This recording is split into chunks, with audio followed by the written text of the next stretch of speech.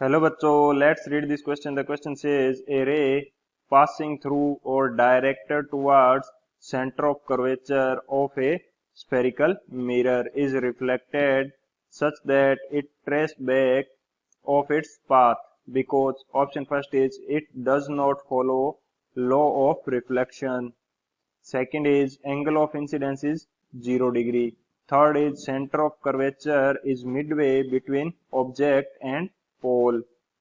Fourth option is distance of center of curvature from focus is equal to its distance from pole.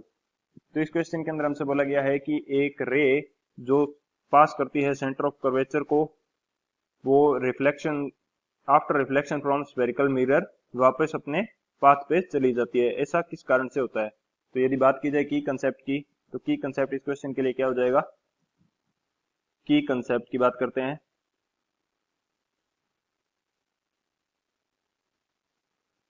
की concept हमारे पास होगा for reflection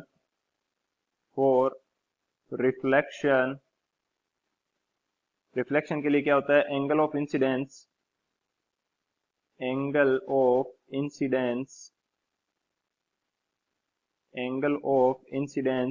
is equal to angle of reflection.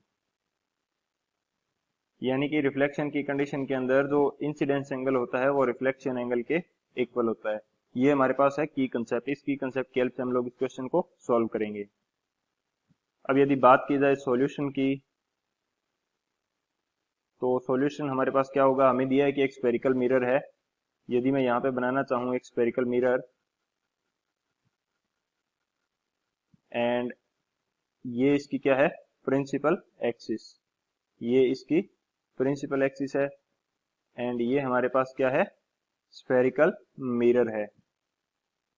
ये हमारे पास spherical mirror है। इसके ऊपर ray of light incident होती है जो कि इसके सेंटर ऑफ कर्वेचर से पास होगी। मैं अज्यूम करता हूं एक रे ऑफ लाइट इंसिडेंट होती है कुछ इस तरह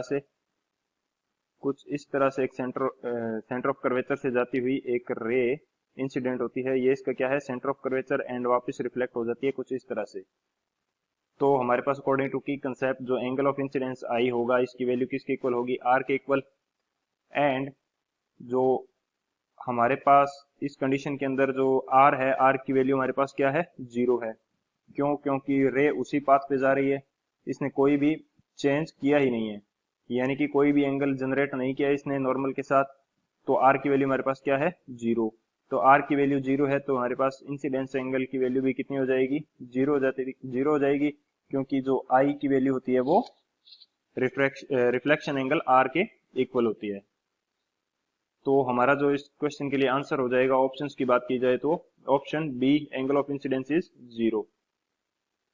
So option B is the correct answer. I hope you understood it well. Best of luck. Thank you.